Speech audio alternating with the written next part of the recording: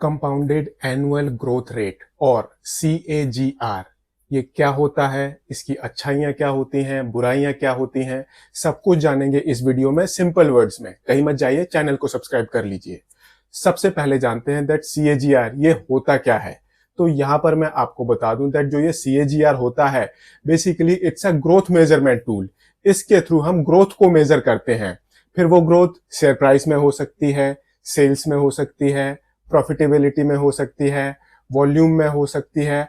वो ग्रोथ किसी में भी हो सकती है। एक काम करते हैं, इसको एक एग्जाम्पल के थ्रू समझते हैं। मैंने एक कंपनी का शेयर खरीदा 100 रुपए में। अगले साल वो शेयर बढ़कर 125 रुपए का हो गया। फिर उसके बाद वो शेयर बढ़कर 150 रुपए का हो गया। उससे अगले साल वो 165 रुपए का हो गया एंड उससे अगले साल ये 198 रुपीज का हो गया। अब अगर हम यहाँ पर ग्रोथ को देखें तो कितनी ग्रोथ आई है। बेसिकली पहले साल ग्रोथ आई है 25% की, उससे अगले साल ग्रोथ आई है 20% की, फिर ग्रोथ हुई है 10% की एंड लास्ट ईयर में ग्रोथ हुई है 20% की। एंड अगर कोई मुझसे पूछता है दैट आपके इस शेयर में कितनी ग्रोथ आई है, तो क्या मैं उसको ऐसे बताऊंगा दैट पहले साल 25%, फिर 20%, फिर 10%, फिर 20%।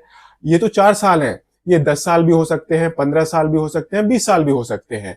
एंड अगर मैं एक एक साल करके इस तरह से ग्रोथ बताऊंगा तो जो सामने वाला पर्सन है वो इंटरेस्ट लूज कर जाएगा। हमारा ये कन्वर्सेशन यहीं खत्म हो जाएगा।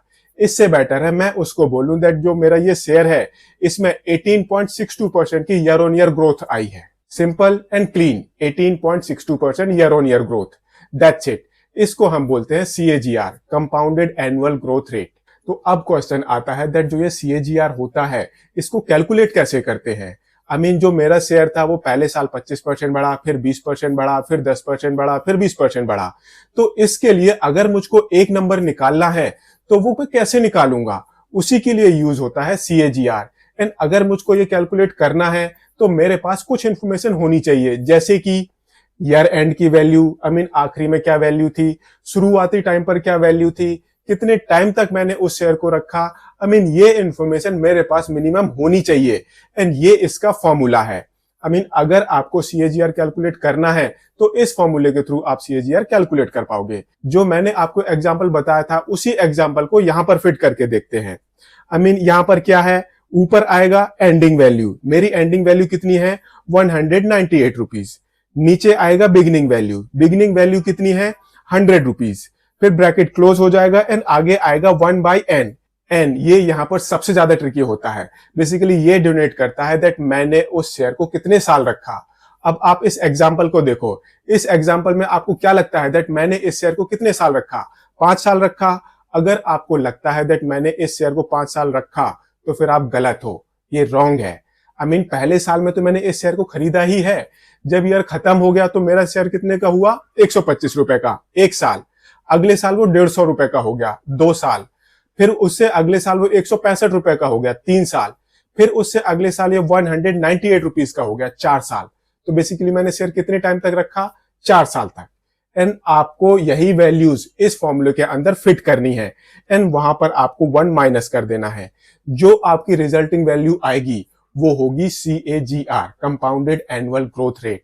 तो इस तरह से हम कंपाउंडेड एनुअल ग्रोथ रेट को कैलकुलेट करते हैं। अब बात करते हैं दैट जो ये CAGR है इसकी अच्छाइयां क्या है, एडवांटेजेस क्या है।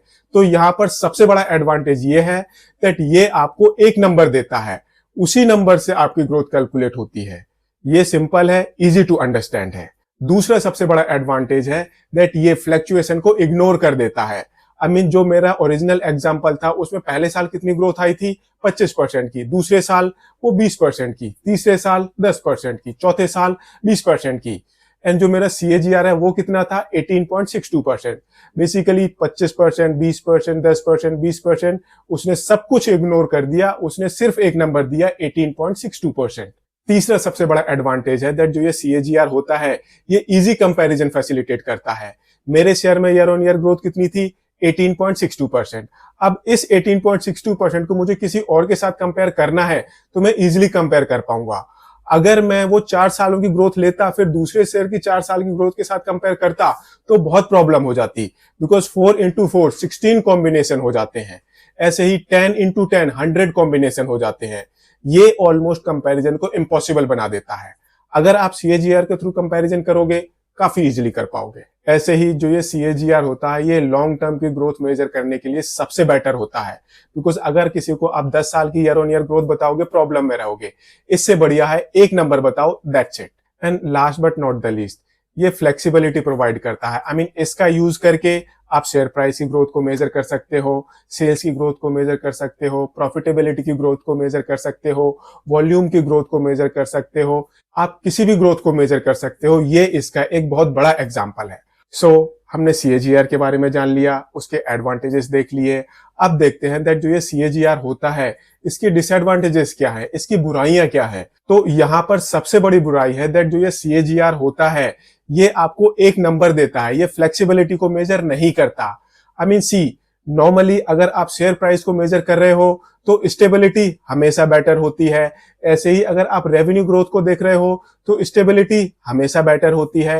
एंड ये जो CAGR होता है ये फ्लक्चुएशन को इग्नोर कर देता है, ये इसका सबसे बड़ा डिसएडवांटेज है। दूसरा, ये ट्रू पिक्चर नहीं देता, ये फार फ्रॉम रियलिटी होता है, बिकॉज ये बेसिकली क्या करता है, ये आपको एक नंबर देता है एंड ये बताता है दैट आपकी on an average year on year इस हिसाब से ग्रोथ हो रही है। अगर आप रियलिटी देखोगे तो रियलिटी में तो ग्रोथ डिफरेंट ही होती है ना। जो हमारा ओरिजिनल एग्जांपल था उसकी रियलिटी क्या थी, पहले साल 25% ग्रोथ, दूसरे साल 20% ग्रोथ, तीसरे साल 10% ग्रोथ, चौथे साल 20% ग्रोथ। तो बेसिकली रियलिटी तो यही है ना। इसने हमें एक नंबर बताया which is 18.62%, which is not real actually. ऐसे ही ये आपको एक फुल पिक्चर नहीं दिखाता। मैं आपको एक एग्जांपल देता हूं। ये 4 केसेस हैं। यहां पर क्या है, यहां पर चारों केसेस में हमारा जो CAGR है वो बिल्कुल सेम है। केस 1 देखो 100, 125, 150, 165, 198।